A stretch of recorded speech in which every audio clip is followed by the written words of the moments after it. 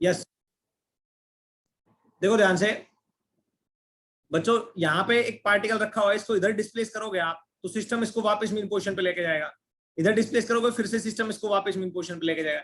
इसका मतलब क्या है? मतलब कि सिस्टम चाहता है पार्टिकल यहीं पे रहे, है ना। ये तो बात सबको पता है कि जहां पे इक्विलिब्रियम होता है, इक्विलिब्रियम ध्यान से सुन लो, इक्विलिब्रियम चीज क्या होती है वो बता रहा हूं। जहां पे इक्विलिब्रियम होता है वहां पे नेट फोर्स 0 होता है, बट अगर हम उसको डिस्प्लेस करें और छोड़ दें तो वापस वहीं पे आ जाए, it means that is stable equilibrium, that is stable equilibrium. ठीक है। और मान लो यहां पे देखो, यहां पे अगर पार्टिकल को आप छोड़ोगे, देखो वो रेस्ट पे तो रहेगा, रेस्ट पे रहेगा ना, बिल्कुल चोटी पे आराम से। पर इसको अगर थोड़ा सा डिस्प्लेस कर दिया आपने तो सिस्टम भी इधर ही फोर्स लगाएगा इसके ऊपर। इधर डिस्प्लेस किया एक्स तो सिस्टम इधर फोर्स लगा देगा, मतलब this is known as unstable equilibrium. ठीक है। हाँ, ये चीजें आपको समझ में आ गई थी, मैथमेटिकली भी आपको पता है, मैंने आपको पढ़ा रखा है। अब मैं आपसे पूछूंगा, मान लो दो चार्जेस हमने रख दिए, एक क्यू, ये भी क्यू, इसके बीच में मैं प्लस क्यू चार्ज रखना चाहता हूं यहां पे, तो क्या वो इक्विलिब्रियम में आ जाएगा? अरे इन दोनों चार्जेस के बीच में अगर मैं प्लस क्यू चार्ज रख दूं, बिल्कुल बीचों बीच, और ये दोनों चार्ज है फिक्स, याद रखना ये दोनों फिक्स है, यहां पे चार्ज रखूंगा तो इक्विलिब्रियम में आ जाएगा। बच्चों आ रही आवाज, नहीं आ रही साउंड? जल्दी बताओ शाबाश।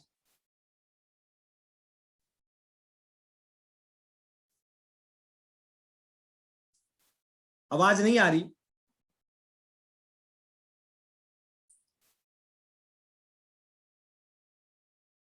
आ रही है? यस, बिल्कुल मेंशन कर दिया करो उसी टाइम पे, माइक ऑन करके बोल दिया करो एक बच्चा कोई भी, वरना देखो ध्यान से, अगर दोनों चार्ज में फिक्स कर दूं, बीच में एक चार्ज क्यों रखूं, बीच में एक चार्ज क्यों रखूं, हाँ, बीच में एक चार्ज क्यों रखूं, तो आप बताओगे मेरे को। ओके, बीच में एक चार्ज क्यों रखूं तो आप बताओगे मेरे को, क्या वो इक्विलिब्रियम में होगा? होगा या नहीं होगा?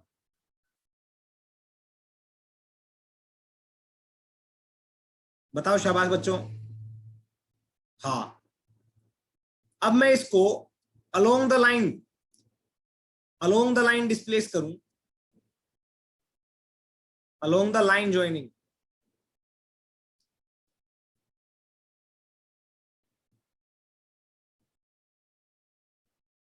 डिस्प्लेस करूं,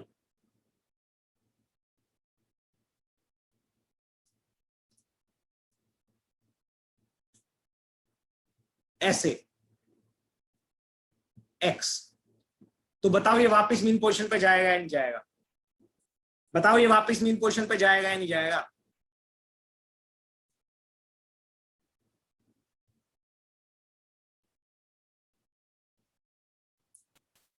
जल्दी बताओ बच्चों। जाएगा, यस, बिकॉज जब ये इधर डिस्प्लेस होगा और यहां पे आ जाएगा मान लो, तो इस प्लस क्यू की वजह से इधर फोर्स लगेगा, वो बढ़ जाएगा, और ये माइनस क्यू से इस प्लस क्यू से दूर जा रहा है, तो इसकी वजह से जो फोर्स होगा वो घट जाएगा। तो देखो नेट फोर्स क्या आएगा, इधर आएगा, है ना। सिमिलरली जब इसको इधर डिस्प्लेस करूंगा तो सिस्टम इस पे किधर फोर्स लगाएगा, इधर लगाएगा। मतलब बेसिकली इस केस में अगर आप इसको ऐसे और ऐसे एक्स डिस्प्लेसमेंट देते हो तो सिस्टम दोनों ही केसेस में ऐसे और ऐसे वापस फोर्स लगाता है, तो ये क्या हो जाएगा? स्टेबल इक्विलिब्रियम, है ना। क्या हो जाएगा? Stable equilibrium. समझ में आया? अच्छी बात है, अच्छी बात है भाई। अब कोई आपसे बोले, मान लो ये क्यू चार्ज है और ये क्यू चार्ज है, और यहां पे प्लस क्यू चार्ज मैंने रख दिया अलोंग द लाइन ज्वाइनिंग, अगर मैं इसको ऐसे ऐसे डिस्प्लेस करूं तो स्टेबल इक्विलिब्रियम आ रहा था, अगर मैं इसको ऐसे डिस्प्लेस कर दूं तो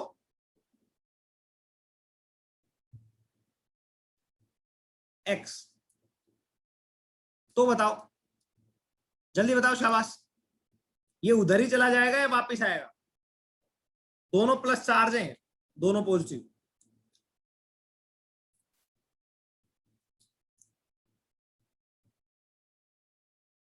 यस, अनस्टेबल, गुड। ये इस पे फोर्स किधर लगाएगा? इधर लगाएगा। ये इस पे फोर्स किधर लगाएगा? इधर लगाएगा। तो नेट फोर्स इन दोनों का किधर जाएगा? इधर। मतलब हमने इसको इधर डिस्प्लेस किया, सिस्टम ने भी इधर फोर्स लगा दिया। सिमिलरली जब इधर डिस्प्लेस करेंगे तो भी सिस्टम इधर फोर्स लगा देगा। तो हम बोलेंगे दिस इज अनस्टेबल इक्विलिब्रियम। तो हम बोलेंगे perpendicular to the line joining के, if I will displace charge perpendicular to the line joining,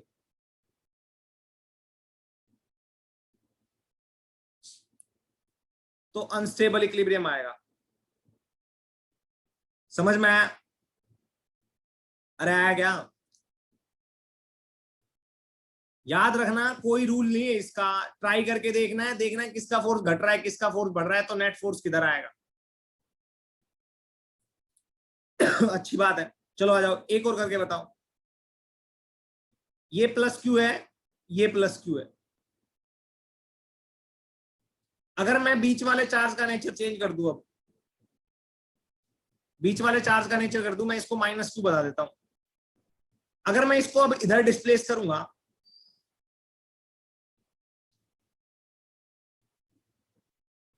तो ये वापस आएगा या नहीं आएगा? जल्दी बताओ, जल्दी बताओ, वापस आएगा या नहीं आएगा?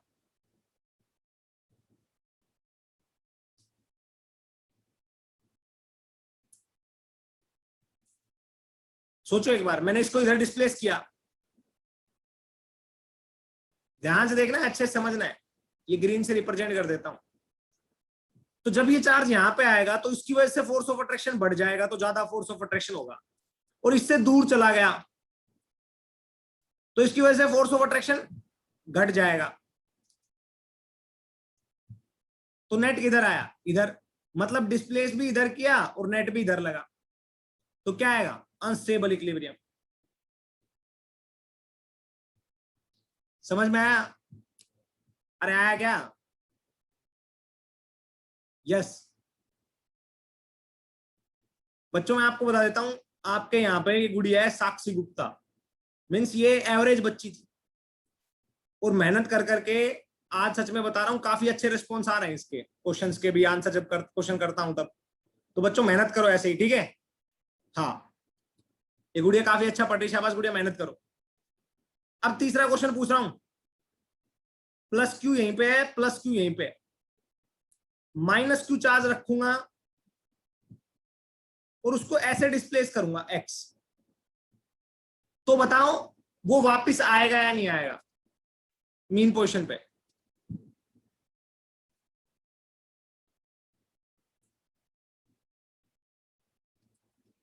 जल्दी बताओ। माइनस क्यू चार्ज रखूंगा, माइनस क्यू, माइनस क्यू।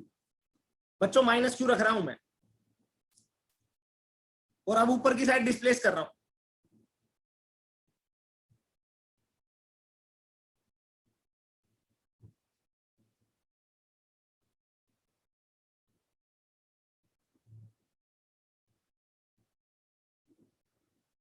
आएगा ना? क्योंकि जैसे मैं इसको ऐसे डिस्प्लेस करूंगा माइनस क्यू, तो ये इसको अट्रैक्ट करेगा तो इधर फोर्स लगाएगा, ये इसको अट्रैक्ट करेगा ये इधर फोर्स लगाएगा, नेट फोर्स किधर आएगा? इधर, है ना? तो सिस्टम ने फोर्स किधर लगाया? टुवर्ड्स मीन पोजीशन, तो हम बोल देंगे ये क्या आएगा? Stable equilibrium. ठीक है? अब आपने घर जाके क्या करना है वो मैं बता देता हूं। अब माइनस क्यू चार्ज रखने हैं, ठीक है? माइनस क्यू चार्ज रखने, यहां पे एक बार प्लस क्यू को ऐसे डिस्प्लेस करना, ऐसे डिस्प्लेस करना, फिर चेक करना है कि वो स्टेबल इक्विलिब्रियम देगा या अनस्टेबल। ठीक है? हाँ, उसके बाद में बच्चों ऐसे डिस्प्लेस करना है, याद रखना है, और ऐसे डिस्प्लेस करना है, फिर बताना है दोनों केसेस में स्टेबल होगा या अनस्टेबल। फिर माइनस क्यू रखना, फिर माइनस क्यू रखना, और यहां पे फिर माइनस क्यू रखना। ठीक है? इसको ऐसे डिस्प्लेस करना और ऐसे डिस्प्लेस करना, या मैं बोलूं ऐसे डिस्प्लेस करना, फिर बताना स्टेबल आएगा या अनस्टेबल इक्विलिब्रियम। ठीक है, ये तो घर पे खुद से करने हैं, मैं नहीं करवाऊंगा, पहले बता रहा हूं, ट्राई करने खुद से, प्रैक्टिस करनी। यस, ओके, ध्यान से देखना आप सभी, सभी बच्चे ध्यान से देखेंगे।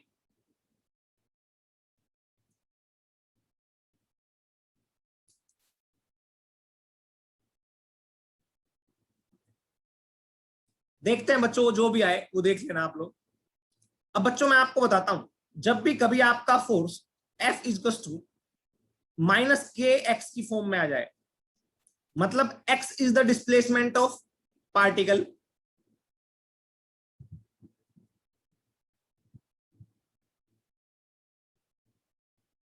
इस फॉर्मेट में आ जाए, किसी भी पार्टिकल के ऊपर, चाहे चार्ज पार्टिकल चाहे कुछ भी हो, उसके ऊपर फोर्स इस फॉर्मेट में आ जाए, के क्या है, कांस्टेंट है, याद रखना, एसएचएम कांस्टेंट, इसको कई बार स्प्रिंग कांस्टेंट भी बोलते हैं जब स्प्रिंग होती है।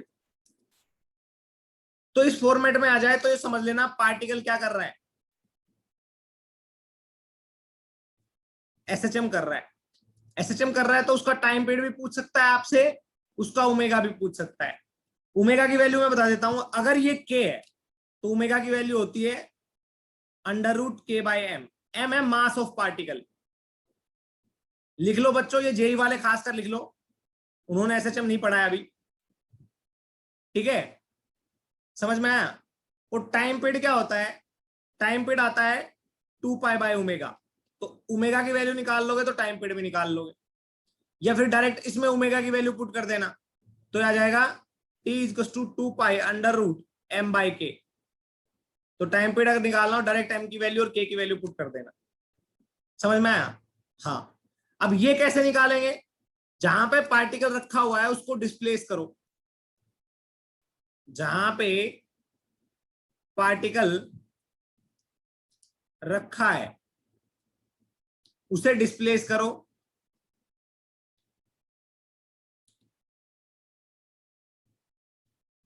x,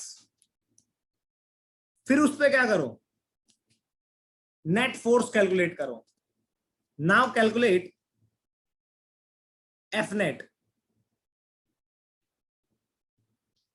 और फिर चेक करो क्या वो एफ नेट इस फॉर्मेट में है तो के की वैल्यू निकालो और पुट करो, टाइम पीरियड आ जाएगा। समझ में आया बच्चों। यस, तो आगे चलते हैं, आ जाओ, ऐसे ही क्वेश्चन करेंगे अब। बच्चों मान लो यहां पे -q चार्ज रखा हुआ है, यहां पे -q चार्ज रखा हुआ है,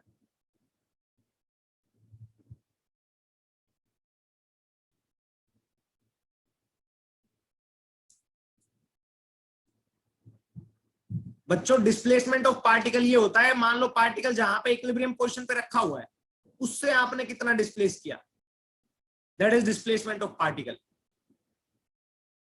इक्विलिब्रियम पोजीशन से जहां पे एफ नेट 0 था वहां से डिस्प्लेस करके फिर नेट फोर्स कैलकुलेट करना है, अगर वो -kx की फॉर्म में आ जाए तब सोल्व करना है। ओके, मान लो एक -q एक -q है, और बच्चों मैंने एक +q चार्ज रख दिया यहां पे, ठीक है। हाँ, अगर मैं उसको ऐसे डिस्प्लेस कर रहा था तो क्या वो स्टेबल इक्विलिब्रियम शो कर रहा था,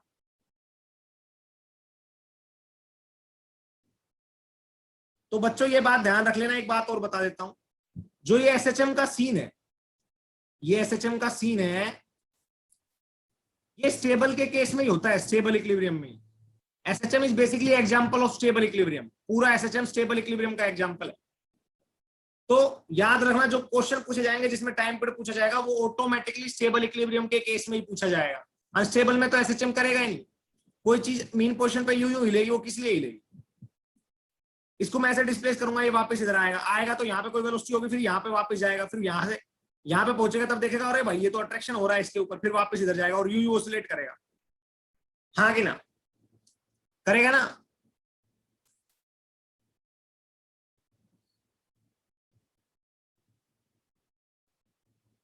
बच्चों अगर ये +q चार्ज पार्टिकल है, ये -q है, इसको मैं डिस्प्लेस करूं तो क्या सिस्टम इस पे इधर फोर्स लगाएगा, इधर डिस्प्लेस करूंगा सिस्टम इस पे इधर फोर्स लगाएगा, तो एक बार अगर छोड़ दिया डिस्प्लेस करके तो ये यूं ऑसिलेट करता रहेगा।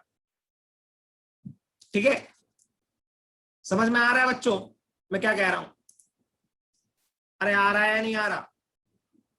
जेई, खासकर जेई से पूछ रहा हूं मैं, जेई।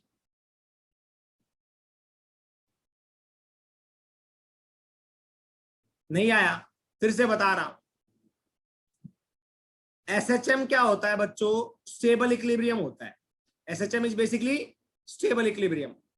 तो एक plus Q charge, minus Q है, एक माइनस क्यू है, बीच में यहाँ पे चार्ज पार्टिकल रखा हुआ है प्लस क्यू। अगर मैं उसको डिस्प्लेस करूंगा तो क्या वो वापस मीन पोजीशन पे आएगा या नहीं आएगा? पहले ये बताओ। आएगा, क्योंकि इससे पहले करवाया है। अरे इससे पहले करवाया है ना, ये एग्जांपल है, ये इलस्ट्रेशन करवाया था, ये इसी का तो इलस्ट्रेशन है, स्टेबल इक्विलिब्रियम। तो सर ये वापस आएगा, आएगा तो ये ऐसे ऐसे ऑसिलेट करेगा। एक बार आपने डिस्प्लेस कर दिया ना, जैसे आपने देखा होगा रबड़ रहता है, रबड़ को आप ऐसे पकड़ के खींच देना, यूं करेगा ड्रर, ऐसे। एक बार धागा होता है, उसको यूं करना, काफी देर तक यूं करता रहता है, वो ऑसिलेशन ही होता है। ठीक है, हाँ। तो बच्चों क्या करना है हमें, जब भी स्टेबल इक्विलिब्रियम हो हमें उसको एक्स डिस्प्लेस करना है, स्मॉल एक्स, बहुत ही छोटा होता है। कर दिया तो पार्टिकल यहां पे आ गया। अब यहां पे इन दोनों चार्जेस की वजह से नेट फोर्स कैलकुलेट करोगे उसके ऊपर। कर दी।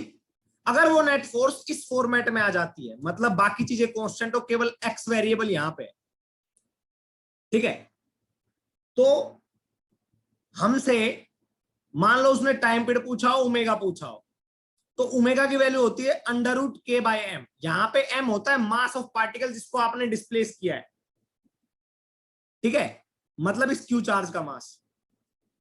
और के होता है वो उस फोर्स में जो एक्स को छोड़ के कांस्टेंट आएगा, वो उसकी वैल्यू। पुट कर देना, इस फॉर्मूले में टाइम पीरियड आ जाएगा। अब आया समझ में? आया क्या समझ में? जल्दी बताओ, शाबाश।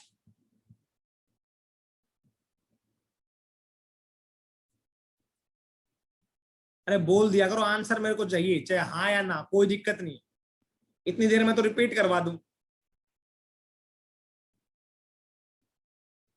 आ जाओ।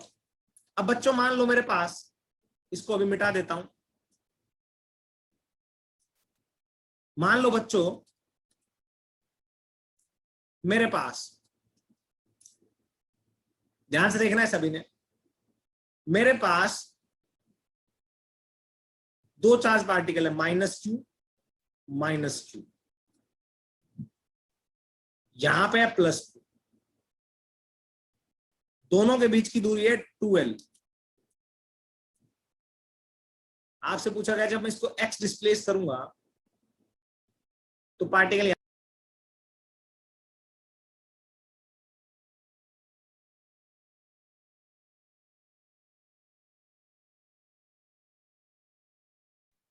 सुनाई दे रहा है? अब सुनाई दे रहा है क्या?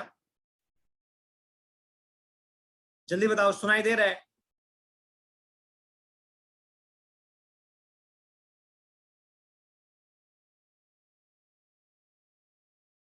Check check.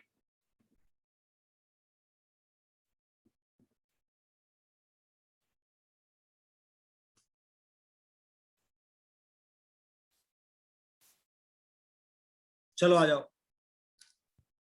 तो बच्चों दो चार्जेज है, माइनस क्यू, बीच में प्लस क्यू चार्ज है, इसको मैंने ऐसे डिस्प्लेस किया। आपसे पूछेगा find time period of oscillation.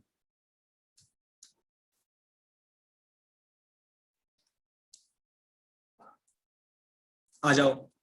तो यहां पे डिस्प्लेस करो चार्ज को, पहले देखो, first displace the charge particle. Step बता देता हूं अगर किसी को नहीं पता। Displace particle from main position by x. Now second step, now calculate f net. Now f net को कंपेयर करो f equal to minus k x से, और फिर आप अपने आप k की वैल्यू आ जाएगी, तो आप ओमेगा भी निकाल लोगे और t भी निकाल लोगे। तो डिस्प्लेस कर दिया, यहां पे पार्टिकल आ गया हमारा। इसकी वजह से फोर्स इधर, इसकी वजह से फोर्स इधर, है ना, यस। तो ये दोनों फोर्स हो गए। इसके एक कंपोनेंट इधर बनेगा, इसका एक कंपोनेंट इधर बनेगा, एक इधर बनेगा, तो ये वाला तो हो गया। एक इसका एक कंपोनेंट इधर बनेगा, एक इधर बनेगा, ये दोनों कैंसिल आउट हो जाएंगे, बच गए ये दो कंपोनेंट। ध्यान से देखना, एक्स डिस्प्लेस किया है तो ये दूरी हो गई अपनी एल और ये एक्स, तो under root L square plus x square. तो आप एफ नेट कैलकुलेट करोगे तो वो आ जाएगा, एफ नेट इज बेसिकली, अगर आप ध्यान से देखोगे तो ये वाले कंपोनेंट आएंगे। अगर मैं इसको थीटा मान लूं, इसको थीटा मानूं, तो ये साइन थीटा आएगा। अगर इसको थीटा ना मानो, इसको थीटा मानोगे, तो ये क्या आएगा, कोस थीटा आएगा। तो आप लिखोगे एफ नेट आएगा इसके ऊपर 2f कोस थीटा। अब जो ये एफ लग रहा था इसके ऊपर, उसकी वैल्यू क्या आएगी, कैलकुलेट करके देखो। एफ की वैल्यू आएगी के क्यू स्क्वायर, या मैं बोलूं Q small Q capital Q, हाँ k capital Q small Q upon, ये एल हो गया और ये एक्स हो गया, तो under root L square plus x square का होल स्क्वायर। ठीक है, ये फोर्स आ गया, ये भी फोर्स उतना ही है, हाँ, तो ये एफ ही तो है। तो आप लिखोगे 2 इंटू एफ की वैल्यू के कैपिटल क्यू स्मॉल क्यू। याद रखना मैग्नीट्यूड मैग्नीट्यूड लिखना है इस केस में, L square plus x square, अगर वो कट गया है तो स्क्वायर रूट से, स्क्वायर से रूट कट गया, इंटू कोस थीटा। इस ट्रायंगल से कोस थीटा की वैल्यू निकालो, तो बेस ये हो जाएगा, हाइपोटेनस ये, तो आप क्या लिखोगे, x upon under root x square plus L square.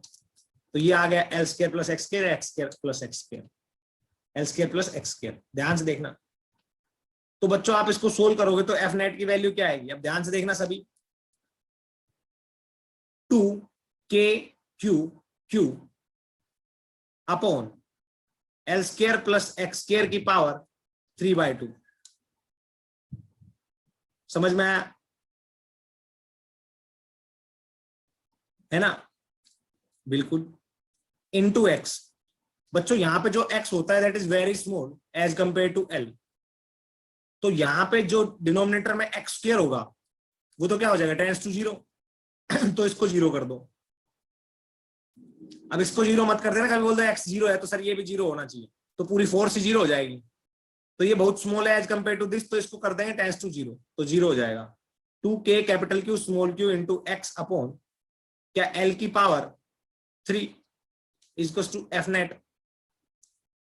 अरे आया नहीं आया, आया क्या बच्चों, बच्चों समझ में आया,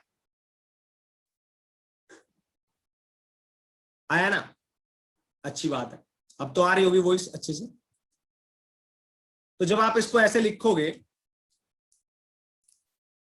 अब इसको हमारे उससे कंपेयर करो, किससे, सेकंड स्टेप था एफ इक्वल्स टू के एक्स, इधर माइनस लगा लेना खुद से, ना आए तो कोई दिक्कत नहीं है, ठीक है। के की वैल्यू क्या आएगी, 2k, देखो के ही तो है, कॉन्स्टेंट ही तो है ना, 2k capital Q small Q upon L cube, तो टाइम पीरियड ऑफ ऑसिलेशन क्या आएगा, 2 pi under root m by के।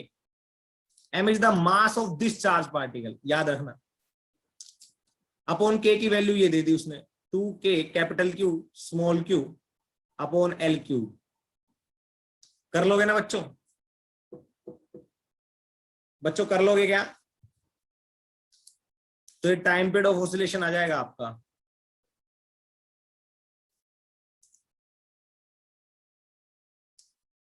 क्या आ जाएगा आपका, एफ नेट का सेकंड स्टेप। देखो ध्यान से, एफ नेट का सेकंड स्टेप देखोगे तो जब बच्चों आप एफ नेट यहां पे कैलकुलेट करोगे, देखना, तो इसकी वजह से फोर्स इधर एफ आएगा, तो देख इससे इसकी दूरी और इससे इसकी दूरी बराबर है, तो दोनों फोर्स सेम आएंगे। तो मैंने ये कैलकुलेट किया, यही ये आएगा, तो इसका एफ साइन थीटा उधर, इसका भी एफ साइन थीटा उधर, इधर आ जाएगा, दोनों एक दूसरे को कैंसिल आउट कर देंगे क्योंकि दोनों बराबर होंगे। तो नेट फोर्स क्या आएगा, 2f कोस थीटा, एफ की वैल्यू मैंने यहां से निकाली थी, है ना, कोस थीटा की वैल्यू इस ट्राइंगल से निकालूंगा, ये ट्राइंगल ये पुट करूंगा, मैं बोल रहा हूं एक्स जो डिस्प्लेसमेंट होता है बच्चों वो बहुत छोटा होता है, बहुत छोटा। तो x is very small as compare to l, तो l x square is very small और we can say tends to 0। भाई x ही 0.1 है तो x स्क्वायर का आएगा 0.01, है ना, तो वो और छोटा हो जाएगा। पुट कर दिया टेंड्स टू 0। अब l क्यूब की l स्क्वायर की पावर 3/2, 2 से 2 कट गया, क्या बचेगा l क्यूब। ये तो पता है ना, या ये भी बताऊं कि l स्क्वायर की पावर 3/2 करोगे तो ये 2 से 2 कट जाएगा, l क्यूब आ जाएगा। फिर इन दोनों को मैंने बोला था एक इक्वेशन ये हो गई दूसरी और एक ये हो गई, दोनों को कंपेयर कर दो तो k की वैल्यू आ जाएगी।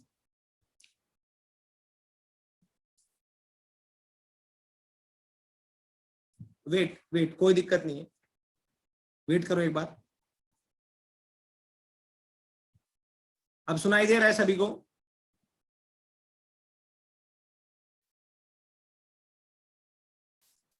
बच्चों अब आ रही है क्लियर आवाज?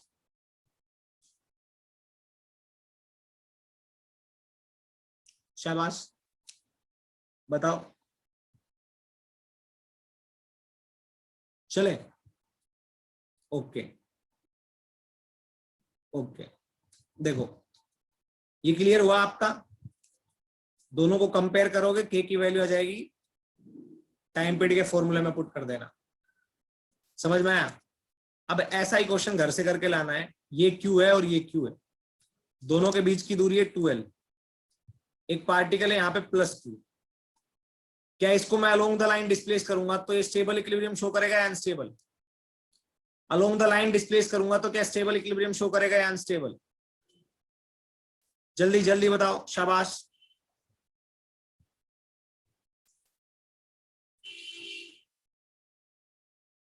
Stable. Find time period of oscillation, इसको x डिस्प्लेस करना है, दोनों की वजह से फिर फोर्स कैलकुलेट करना है, फिर नेट फोर्स निकाल के F equals to minus kx के साथ कंपेयर करना है, सोल्व करना है। कर लोगे ना बेटा? अरे कर लोगे ना ये?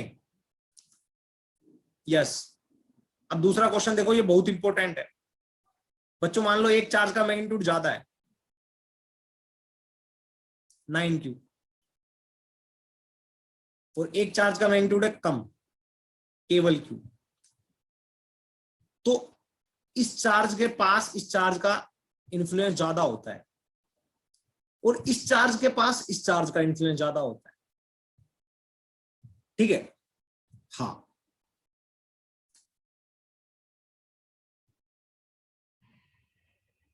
देखो इसमें बच्चों इसको अलोंग द लाइन डिस्प्लेस करना है ना, तो ये एसएचएम करेगा, एसएचएम करेगा तो time period of oscillation calculate करना है, जैसे इस वाले में मैंने किया, ठीक है? अब इस क्वेश्चन को देखना, ये बड़े मैग्नीट्यूड का चार्ज है, एक छोटे मैग्नीट्यूड का चार्ज है। तो बच्चों बेसिकली क्या होता है कि इसके रीजन में यहां पे अगर आप कोई चार्ज रखोगे, है ना, तो ये क्यू ही डोमिनेंस करेगा। ये जो चार्ज है ना क्यू, ये डोमिनेंस करेगा, है ना? तो बताओ, चलो इसको माइनस क्यू रख देता हूं तो थोड़ा और अच्छे समझ में आएगा। ये प्लस का 9q, ये माइनस का q। तो बताओ बच्चों मैं थर्ड चार्ज कहां पे रखूं so that the system will be in equilibrium. Third charge मैं कहां पे रखूं so that the system will be in equilibrium?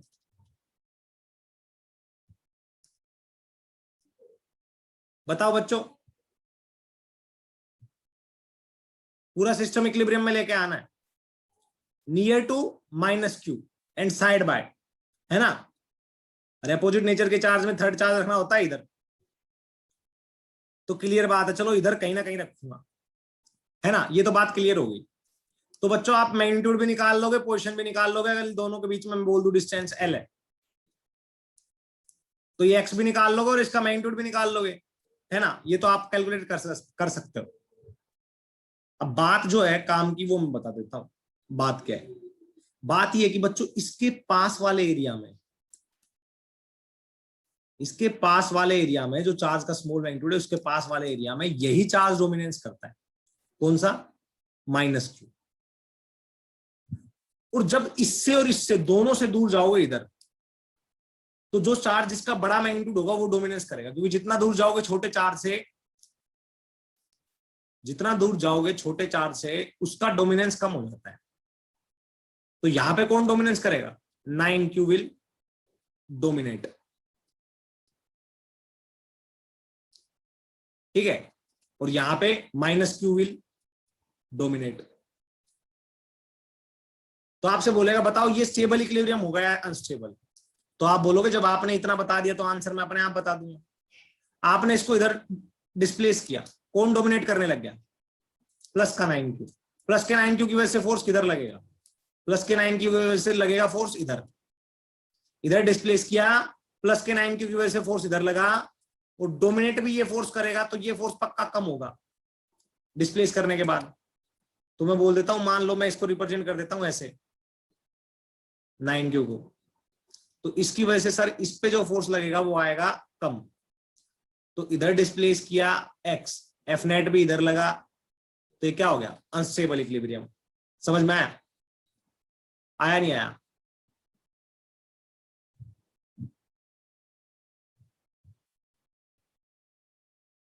बच्चों को तो टाइम बताएगा, देखो क्या करना है, देखो ध्यान से देखो। थर्ड चार्ज जो है वो पॉजिटिव रखे या नेगेटिव, वो डिपेंड करेगा टाइम के ऊपर। मान लो, देखो ध्यान से, ध्यान से देखना है सभी ने। थर्ड चार्ज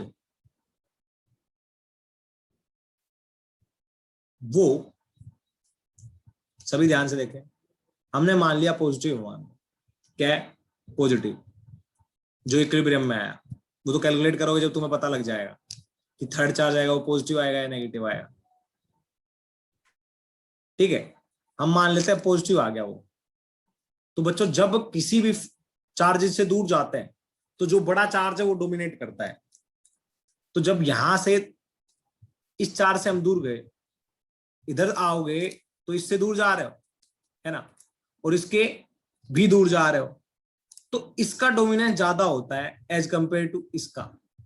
हाँ, ये बात जरूर है कि बिल्कुल जब इसके पास आओगे तो इसी का डोमिनेंस ज्यादा होगा, है ना। समझ में आया नहीं आया?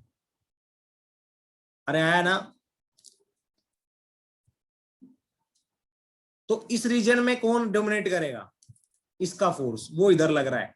मतलब अगर इधर डिस्प्लेस किया तो नेट फोर्स इसके अलोंग लगेगा इधर, क्योंकि +9q का डोमिनेट करेगा। इधर डिस्प्लेस करोगे इसको x, अब इसका डोमिनेट करने लग जाएगा, तो नेट फोर्स इधर लगेगा, क्योंकि इसका फोर्स किधर लग रहा है? इधर। तो बेसिकली ये जो इक्विलिब्रियम आएगा ये अनस्टेबल इक्विलिब्रियम आएगा। क्या आएगा? Unstable equilibrium. कई बार ऐसे भी क्वेश्चन पूछ लेता है, बराबर मैग्नीट्यूड ना देके अलग अलग, इसको बोलते हैं एडवांस का क्वेश्चन, और कुछ भी नहीं। समझ में आया बच्चों? आया क्या? ऐसा इलस्ट्रेशन एक और लूं? अरे बता दो। हाँ, ऐसे तुम्हें बोल देगा, ध्यान से देखना, प्लस का 4q और ये q, थर्ड चार्ज यहां पे रख देगा। बताओ, जल्दी बताओ।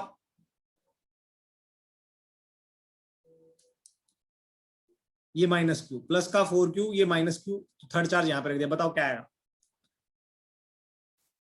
अनस्टेबल।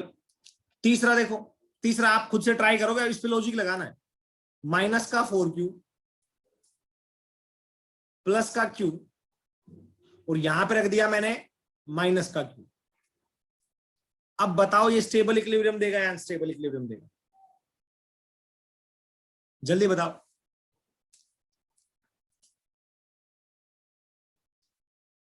जल्दी बताओ बच्चों।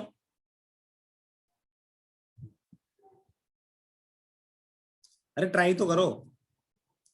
इसकी वजह से फोर्स, एक को रेड से रिप्रेजेंट कर देता हूं, एक को ऐसे ही रहने देता हूं। जब इसको मैं इधर डिस्प्लेस करूंगा x, तो किसका फोर्स डोमिनेट करेगा? इसका। इसकी वजह से फोर्स किधर लग रहा है? इधर ही, है ना।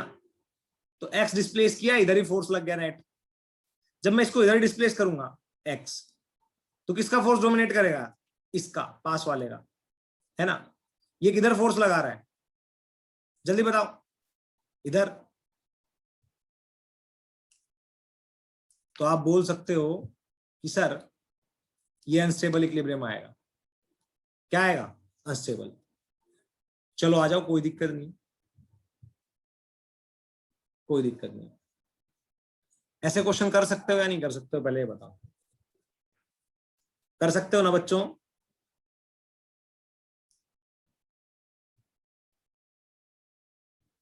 हाँ बिल्कुल।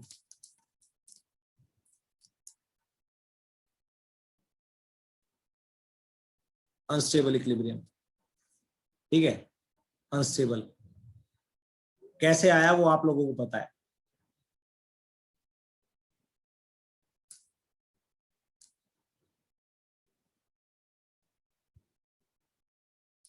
रिपीट कर रहा हूं, एक बार ध्यान से सुन लो। ये समझ लो, ये छोटा चार्ज है और इसका डोमिनेंस यहां से यहां तक है। बस इतना समझो, यहां से यहां तक है। इधर अगर आपने इसको डिस्प्लेस किया तो रिजल्टेंट फोर्स जो इसका लग रहा है उस डायरेक्शन में लगेगा, और इधर आपने डिस्प्लेस किया तो रिजल्टेंट फोर्स जो इसका लग रहा है वो डोमिनेंस करेगा। अब वो आपने देखना है कि किसका फोर्स किधर लग रहा है। अगर डिस्प्लेसमेंट के अपोजिट में नेट फोर्स लगता है तो स्टेबल, और डिस्प्लेसमेंट के अलोंग नेट फोर्स लगता है तो अनस्टेबल। समझ में आया सभी को? आया क्या? हाँ, अच्छी बात है। अब बच्चों आगे चलते हैं, कुछ क्वेश्चन सोल्व करते हैं, ठीक है ना। लिखो पेंडुलम प्रॉब्लम्स, जल्दी लिखो शाबाश, काम की बात तो अभी आई है। पेंडुलम प्रॉब्लम्स,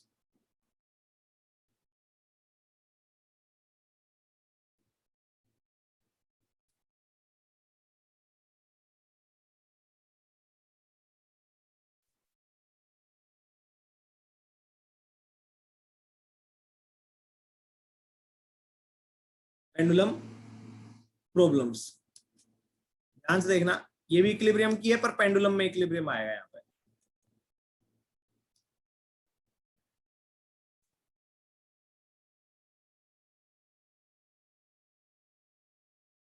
बच्चों पहली बात, अगर दो पेंडुलम है, एक पॉइंट से अटैच है,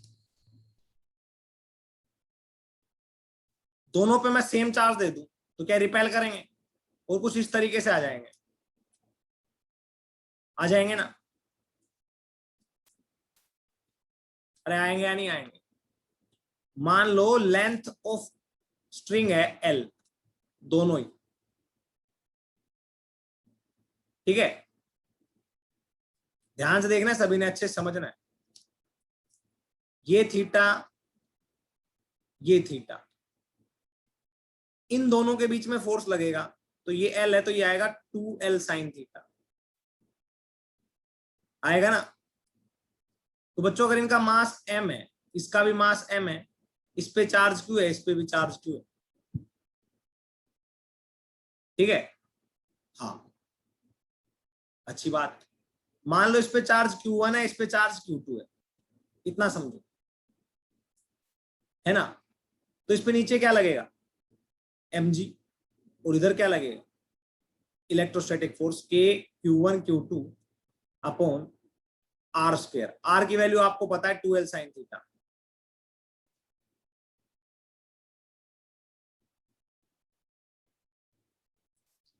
सिमिलरली इस पे देख लोगे तो वो भी ऐसे ही लगेगा mg, और इस पे देखोगे तो ये फोर्स भी ऐसे ही लगेगा।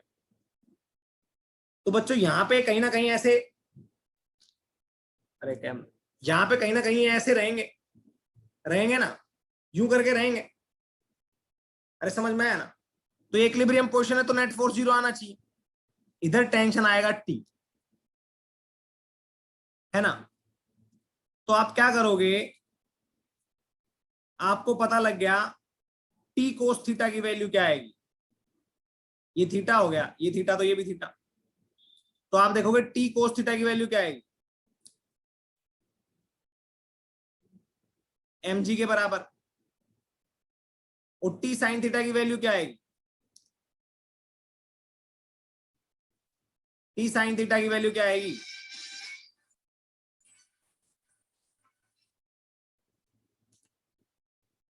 हेलो,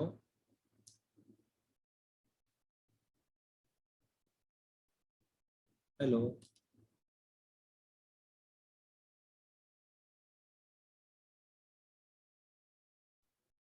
देखो ध्यान से,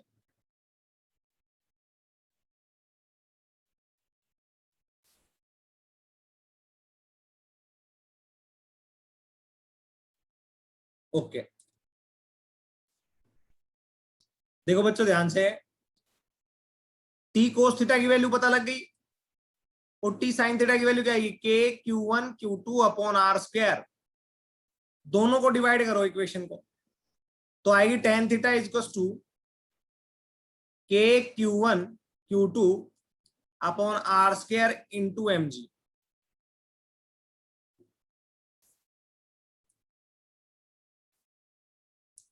समझ में आया,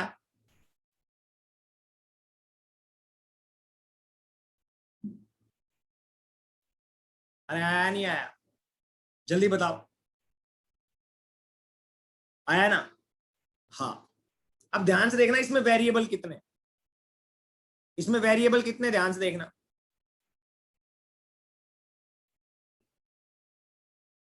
के Q1 Q2 upon R square की वैल्यू लिखेंगे 2l साइन थीटा का होल स्क्वायर और mg। तो बच्चों यहां पे बेसिकली ये 5 वेरिएबल, थीटा, थीटा, क्यू, समझे, थीटा, क्यू, एल, एम, ध्यान देना, theta, M, L, Q1 Q2। जी तो कांस्टेंट है ना, 5 वेरिएबल है इसमें, है ना। और 2 इक्वेशन है, एक ये और एक ये, अरे 2 इक्वेशन है, एक ये और एक ये। 5 वेरिएबल है, 2 इक्वेशन है, कोई भी 3 वेरिएबल दे दिए जाएंगे। 5 वेरिएबल है यहां पे देख लो, theta, Q1 Q2, M, L. कोई भी, या मैं बोलूं एम नहीं, Q1 Q2 नहीं, sorry sorry, theta, Q, M, L और टी, है ना। कोई भी बच्चों आपको 5 वेरिएबल में से 3 दे दिए जाएंगे, क्योंकि 2 इक्वेशन है तो मैक्सिमम 2 वेरिएबल सोल्व हो सकते हैं, हाँ कि ना।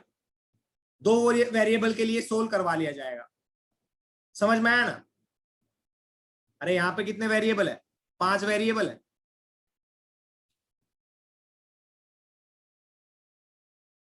है ना। यस, कोई भी 3 वेरिएबल दे देंगे, क्योंकि हमारे पास केवल 2 इक्वेशन है, 1 2, है ना। कोई भी 3 वेरिएबल दे देंगे, 2 इक्वेशन से 2 वेरिएबल सोल्व करवा लेंगे।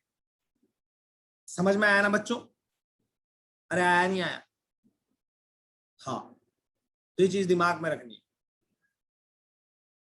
यस, ठीक है। और मैं बता देता हूं कितने टाइप के क्वेश्चन बन सकते हैं। 5C2, जिसको परमुटेशन कॉम्बिनेशन पता है वो निकाल सकता है। 5C2 इन कॉम्बिनेशन से इतने तरह के क्वेश्चन बन सकते हैं इसके, अगर मैथ्स वाला बच्चा है वो समझ जाएगा कितने टाइप के क्वेश्चन बन सकते हैं। चलें आगे, हाँ। अरे नीट वालों, ये जरूरी बात नहीं कि ये समझना भी है, ये वैसे ही दे दिया थोड़ी हवाबाजी के चक्कर में, मैंने बता दिया कि हाँ मैं भी जानता हूं। ठीक है, पर ये क्वेश्चन कर लोगे ना बच्चों। यस, आगे चलते हैं। देखो,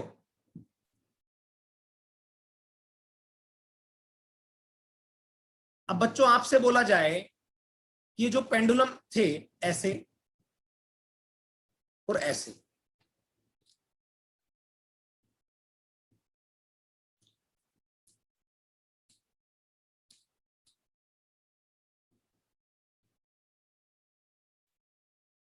थीटा थीटा, ये थीटा 1 और ये थीटा 2। ये मास इसका m है, ध्यान से देखना और अच्छे से समझना है। ये मास m है, इसका भी मास m है, इस पे चार्ज q1 है और इस पे चार्ज q2 है। क्वेश्चन आपसे पूछा गया, बताओ if q1 is greater then q2, if q1 is greater than q2, then comment on theta 1 and theta 2. Number 1, theta 1 is greater than theta 2, theta 1 is less than theta 2, और theta 1 is equals to theta 2.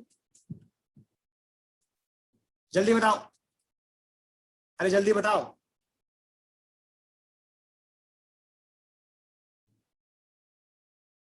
Repeat करूं क्या? दो pendulum है, same point से attach है, मास m m दोनों का बराबर है, चार्ज एक पे q1 है एक पे q2 है, ठीक है। हाँ, तो बताओ जब ये इक्विलिब्रियम पे होंगे तो थीटा 1 थीटा 2 पे कमेंट करना है आप लोगों ने।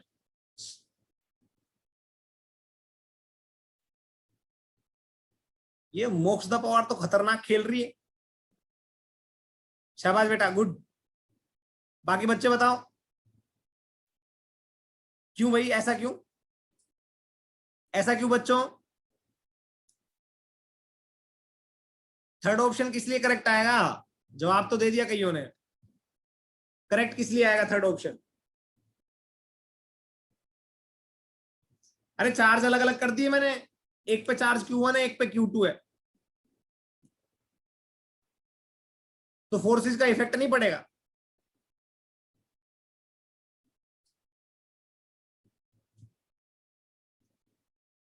नहीं पड़ेगा, क्योंकि बेटा बेसिकली जो फोर्स होती है वो दोनों पे उतनी लगेगी। देखो इस पे लगेगी फोर्स, वो कितनी लगेगी?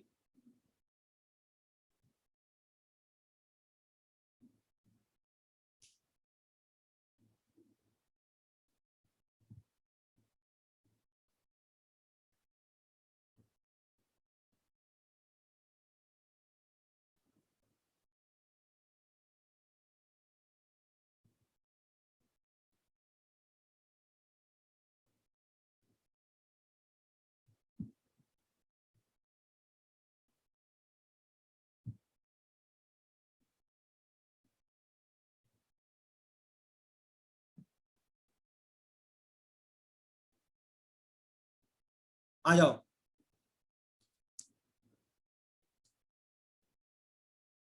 ध्यान से देखना बच्चों, इस पे फोर्स लगेगी, वो भी क्या लगेगी, k Q1 Q2 upon R square. R आप कैलकुलेट कर लोगे अगर आपको लेंथ पता है। और नीचे क्या लगेगा, mg। इस पे फोर्स कितनी लगेगी, k Q1 Q2 upon R square, नीचे क्या लगेगा, mg। तो बच्चों जब दोनों ही चार्ज पार्टिकल पे चार्ज चेंज करने पर भी सेम फोर्स रहता है, नेट फोर्स सेम रहता है, तो थीटा 1 और थीटा 2 भी तो सेम रहेंगे। समझ पाए? फोर्स देख दोनों पे चेंज हुआ क्या? नहीं हुआ ना? फोर्स देख दोनों पे चेंज हुआ या नहीं हुआ? अरे मैं कुछ पूछ रहा हूं, सुनाई दे रहा है?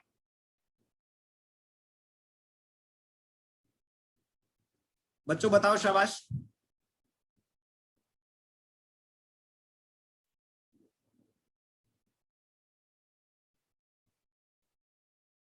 बच्चों मैं कुछ पूछ रहा हूं, सुनाई दे रहा है क्या?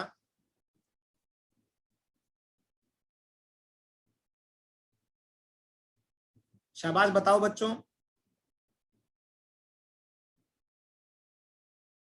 हाँ, तो देखो ध्यान से, तुम देखोगे तो दोनों ही केसेस में नेट फोर्स सेम है, चाहे चार्ज का मैग्नीट्यूड मैंने चेंज कर दिया हो, पर नेट फोर्स तो सेम आ रहा है ना? तो नेट फोर्स सेम आएगा, तो हम बोल देंगे सर कि थीटा 1 और थीटा 2 भी क्या रहेंगे, बराबर रहेंगे। अब दूसरा क्वेश्चन ध्यान से देखना, सेम क्वेश्चन है, बस थोड़ा सा चेंज करूंगा। मान लो अब की बार मैं मास अलग अलग कर देता हूं।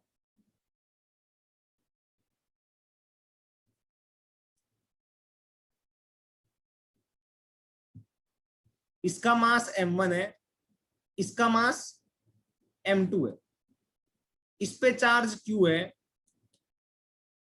q1 है, इस पे चार्ज q2 है। ये थीटा 1 है और ये थीटा 2 है। Condition is that q1 is greater then q2 and m1 is greater than m2। जल्दी बताओ। तो पहले बताओ q1 और q2 के अनइक्वल होने पे कोई इफेक्ट पड़ता है? Q1 और Q2 अलग अलग होंगे तब कोई इफेक्ट पड़ता है क्या? नहीं पड़ता। तो उसका तो कोई लेना देना ही नहीं है सर। Q1 Q2 की वजह से इलेक्ट्रोस्टैटिक फोर्स लगती है, वो दोनों चार्जेस पे सेम होती है, क्योंकि दोनों चार्जेस के प्रोडक्ट के बराबर होती है। नहीं पड़ता। तो अब बताओ, if m1 is greater than m2 then comment on theta 1 and theta 2। Theta 1 greater than theta 2, theta 2 greater than theta 1, theta 1 is equals to theta 2। Comment on theta 1 and theta 2। जल्दी बताओ, शाबाश बच्चों। सभी इन्वॉल्व होंगे। जिसको doubt लग रहा है, प्रॉब्लम आ रही है, वो बोल सकता है। जिसको डाउट लग रहा है, प्रॉब्लम आ रही है, वो बोल सकता है।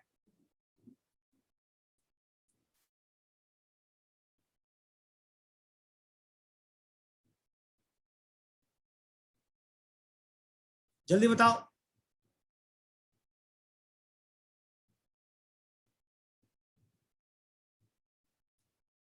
एक बच्चे ने सिर्फ सही बताया है, बाकी बताओ। शाबाश, जल्दी करो आंसर। आंसर जल्दी कर दिया करो यार। तुम ना इस चीज में ना सोचा मत करा करो। सोचने के लिए इतनी देर से समझाता रहता हूं, तब सोचना ही होता है। यस, ध्यान से देखो सभी, ध्यान से देखो। मैक्सिमम बच्चों का गलत है।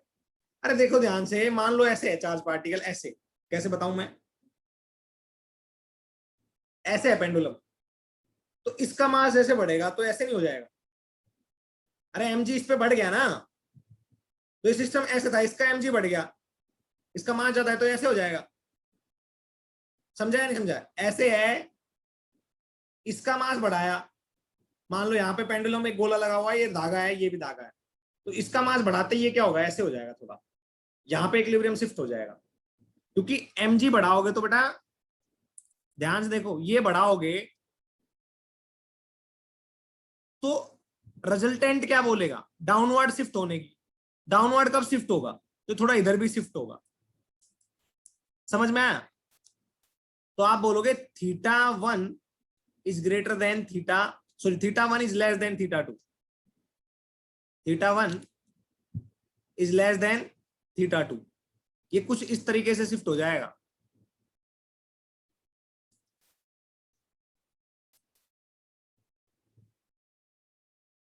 समझ में आया? आया क्या बच्चों? ठीक है। तो right answer is theta 1 is less than theta 2।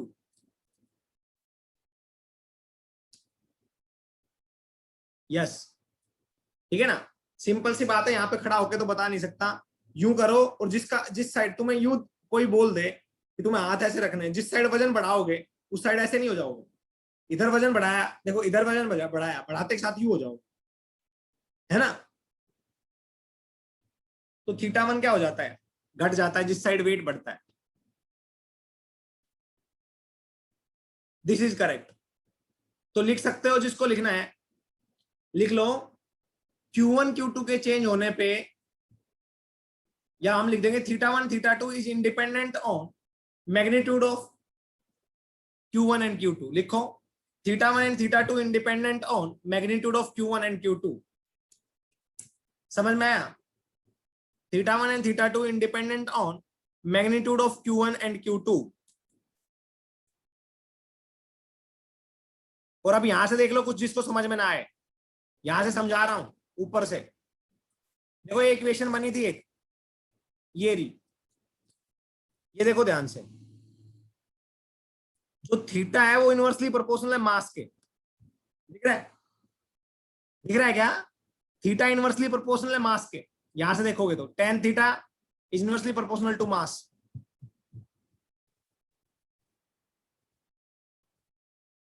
समझ में आया? यस। तो लिख लो θ1 and θ2 independent on Q1 and Q2, θ1 and θ2, रुक जाओ कोई दिक्कत नहीं, रुक गया मैं, टेंशन मत लो। θ1 and θ2 independent of Q1 and Q2, θ1 and θ2 independent of Q1 and Q2, और लिख लेना theta is inversely proportional to mass, theta is inversely proportional to mass. जिसका मास ज्यादा होगा चार्ज का, उसका थीटा कम हो जाता है। समझ में आया? आया क्या बच्चों?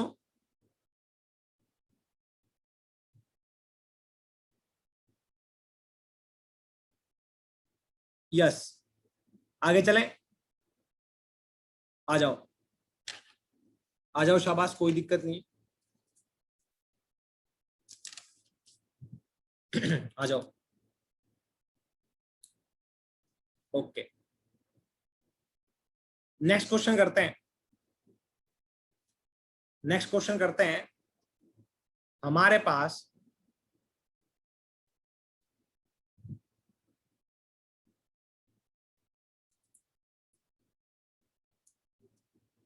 ऐसे पेंडुलम्स,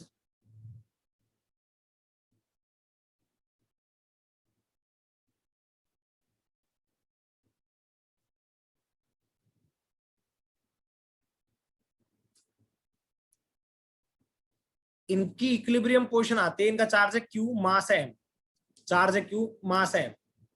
ये इक्विलिब्रियम पोजीशन अटेन करते हैं 45 डिग्री के एंगल पे, है ना?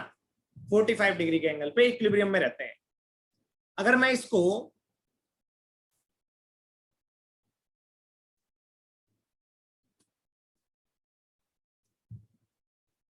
इक्विलिब्रियम की कंडीशन है, if I will release it from theta is equal to 53, θ1 and θ2 is equal to 53 से मैं रिलीज करूं,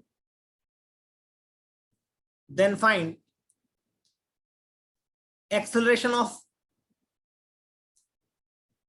Bob, find acceleration of bob. इनको बॉब भी बोलते हैं, याद रखना। अगर ये पेंडुलम है तो इसको बॉब बोला जाता है, ये भी बॉब है। एक कोई पेंडुलम होता है ऐसे हिलता रहता है, टिचिक टिचिक टिचिक टिचिक, तो इसको बॉब बोलते हैं। Then find acceleration of bob at theta is equal to 53 degree. जल्दी बताओ क्या होगा acceleration at theta is equal to 53 degree? सोचो सोचो, शाबाश।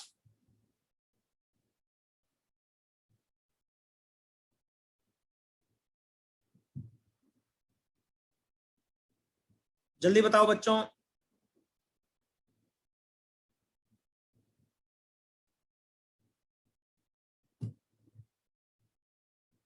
एक्सेलरेशन ऑफ बॉब देखो ध्यान से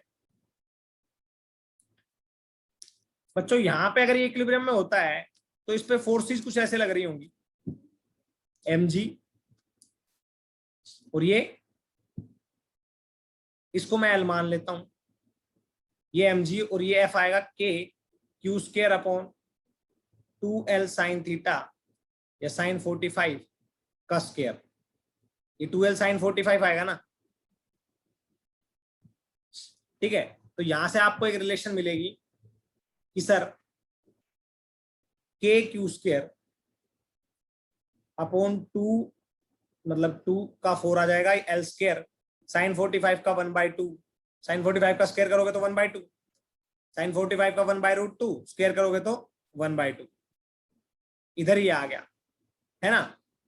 हाँ अच्छी बात है, बिल्कुल अच्छी बात है भाई, समझ में आ गया है ना।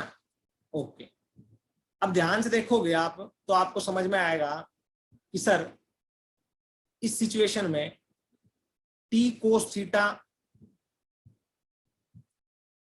और टी साइन थीटा आप जानते हो क्या होगा। तो टेन थीटा की वैल्यू आएगी के Q square upon 4L square into 1/2 upon mg, यही आएगी ना। अरे यही आएगी ना,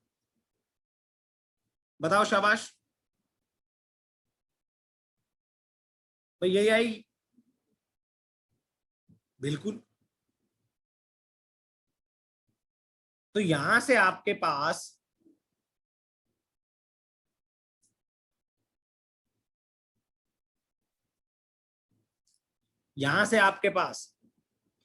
टेन थीटा की फॉर्म में mg और के क्यू का रिलेशन आ जाएगा,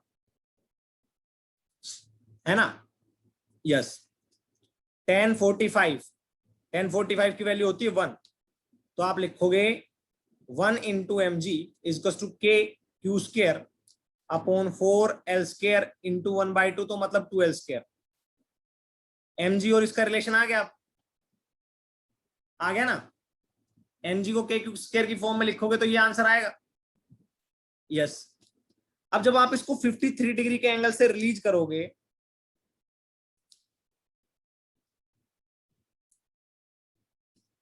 जब आप इसको 53 डिग्री के एंगल से रिलीज करोगे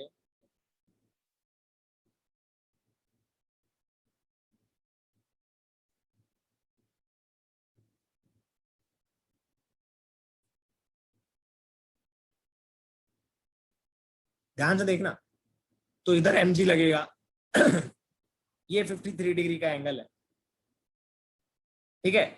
हाँ ये 53 डिग्री का एंगल है, इधर एम जी लगेगा इधर क्या, ये दोनों ऐसे मूव करेंगे, ऐसे मूव कर रहे होंगे, ठीक है। तो आप ध्यान से देखोगे इधर टेंशन आएगी, इधर फोर्स लगेगा इस डायरेक्शन में, इलेक्ट्रोस्टैटिक्स इस डायरेक्शन में लगेगा ना फोर्स, ये 53 तो ये 53, ये फोर्स लगेगा यहाँ पे 53 डिग्री के एंगल पे k Q square upon 2L sine 53 degree, क्योंकि ये डिस्टेंस हो जाएगी अब आपकी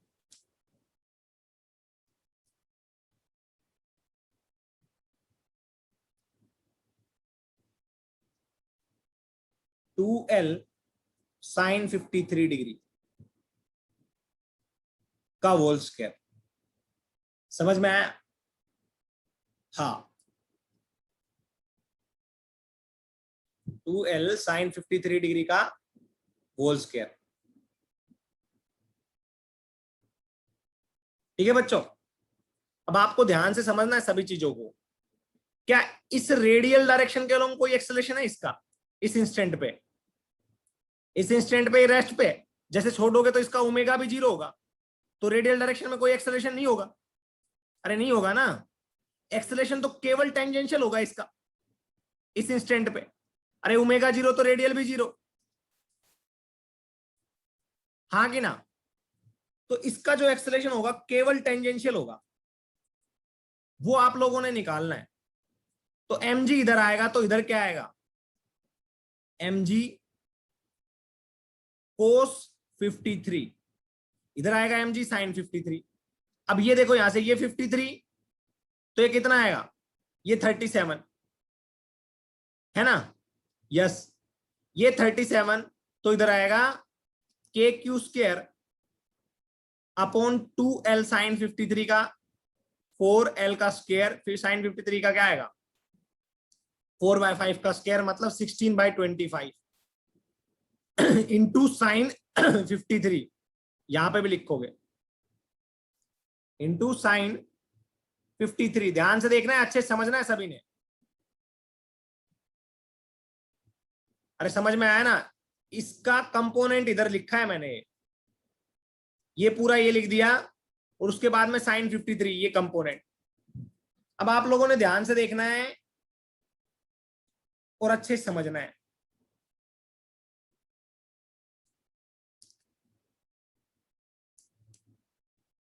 yes, at t equal to 0 80 की वैल्यू निकालनी।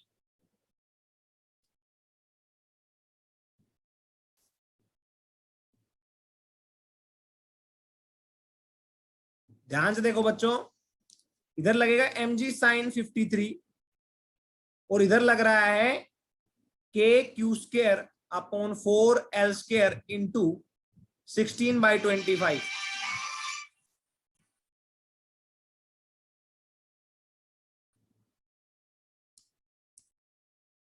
अब आवाज आ रही है? अब आ रही है आवाज?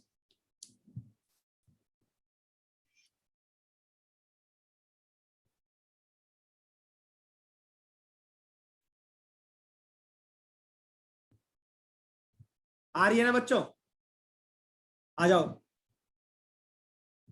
देखो ये mg है, ये mg cos 53, ये mg sin 53, तो आप लिखोगे इधर mg sin 53 और इधर कितना है के क्यू स्क्र अपॉन ये लिख के 4l square l 16 into sine 53 मतलब 4/5, ये टर्म लिख दी। तो 80 आएगा आपका mg साइन 53 4/5 माइनस ये के Q square upon 4l square into 16/25 into 4/5। 4 से ये 4 गया, ये 5 से 5 से गया, आप देखोगे ये फोर्स है divide by mass that is tangential acceleration. तो जेई का क्वेश्चन है इंपॉर्टेंट। तो अब आप ध्यान से देखो, आपको कैसे ना कैसे अब रिलेशन ढूंढना है mg के फॉर्मेट में के क्यू का। तो यहां पे 4/5 mg इंटू 4/5 माइनस के क्यू बाय 4l स्क्र, तो यहां पे लिखोगे के Q square by l square into 5/4। ठीक है, समझ में आया क्या? और ये भी 4 है यहां पे, तो ये आएगा 16 अपॉन m। अब बच्चों आप अगर इतने समझदार हो तो आपको पता है क्या, दिखाता हूं कि मैंने यहां से रिलेशन निकाला था कि mg की वैल्यू ये होगी, तो के Q square by l square की वैल्यू क्या होगी mg/2, है ना? तो आपको के Q square by l square की वैल्यू पुट करनी है यहां पे। ठीक है, तो आ जाओ करो। K Q square by l square की वैल्यू आएगी mg/2, तो mg 4/5 minus mg/2 into 5/16 by m। Solve कर लो। 4/5z minus 5/32 z upon nothing. 80 की वैल्यू आ जाएगी आपके पास बच्चों, जल्दी देखो एक बार। 32 मल्टीप्लाई बाय 4, जी बाहर निकाल लो। ठीक है, -25 डिवाइड बाय 32 इंटू 5, ये वैल्यू आ जाएगी आपकी 80 की।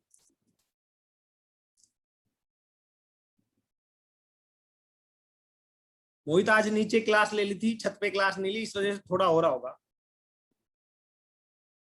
थोड़ा प्रॉब्लम आ रहा होगा, मैं मान सकता हूं।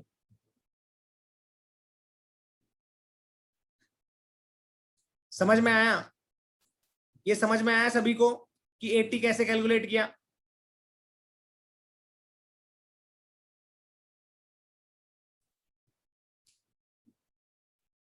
बताओ बच्चों।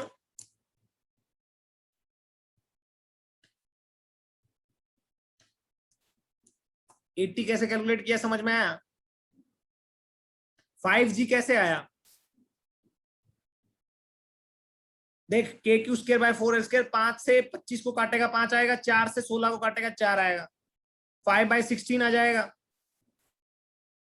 के Q square by L square की वैल्यू यहां से निकाली है इस रिलेशन से, वो डायरेक्ट पुट कर दी mg/2। ऑल क्लियर, गुड, शाबाश बच्चों। और कुछ पूछो, और कुछ पूछो, शाबाश।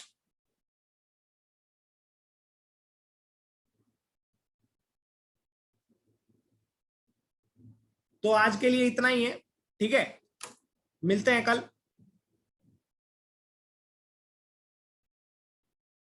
बाय बच्चों, बाय सभी को।